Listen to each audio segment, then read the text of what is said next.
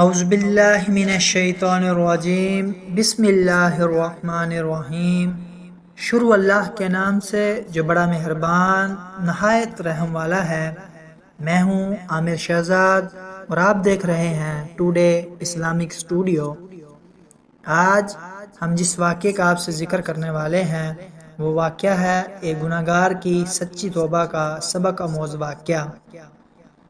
بیان کیا جاتا ہے کہ کسی ولی خدا کے زمانے میں ایک شخص بہت زیادہ گناہ گار تھا، جس نے اپنی تمام عمر لہو و لعب اور بیہودہ چیزوں میں گزاری اور آخرت کے لیے کچھ بھی زیادہ راہ اکٹھا نہ کر سکا۔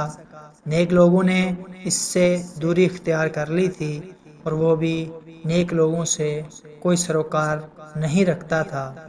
عمر کے آخری حصے میں جب اس نے اپنے کارناموں پر نگاہ ڈالی اور اپنی عمر کا جائزہ لیا تو اسے امید کی کوئی کرن نظر نہیں آئی، کیونکہ اسے اپنے دامن میں کوئی بھی نیک عمل نظر نہ آیا۔ یہ دیکھ کر اس نے ایک ٹھنڈی سانس لی، پھر اس کی آنکھوں سے آنسو بہنے لگے۔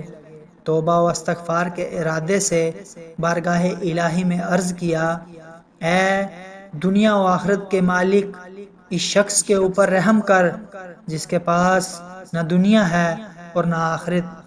یہ بات کہہ کے وہ اس دنیا فانی سے کوچ کر گیا۔ اس کے مرنے کے بعد شہر والوں نے خوشی منائی اور اس کو شہر سے باہر کسی کھنڈر میں پھینک دیا۔ اس موقع پر اس ولی خدا کو عالم خواب میں حکم ہوا کہ اس کو غسل و کفن دو اور متقی اور پرہیزگاروں کے قبرستان میں دفن کرو۔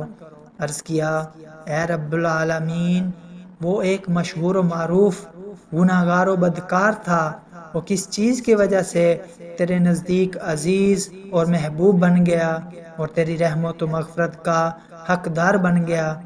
جواب آیا، اس نے جب اپنے آپ کو بے یار و مددگار دیکھا تو ہماری بارگاہ میں گریہ و زاری کی، ہم نے اس کو اپنی آغوش رحمت میں لے لیا ہے۔ کون ایسا درد مند ہے جس کے درد کا ہم نے علاج نہ کیا ہو، اور کون ایسا حاجت مند ہے جو ہماری بارگاہ میں روئے اور ہم اس کی حاجت پوری نہ کریں؟ کون ایسا بیمار ہے جس نے ہماری بارگاہ میں گریہ و زاری کی ہو اور ہم نے اس کو شفا نہ دی ہو؟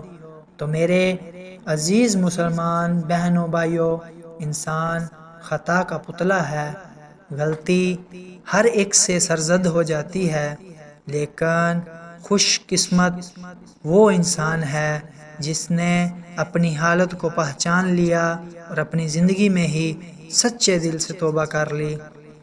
اگر آپ کو اس طرح کی ویڈیوز اچھی لگتی ہیں تو پلیز ہمارے چینل کو سبسکرائب کریں، لائک کریں اور کمنٹ میں اپنی رائے کا اظہار کریں۔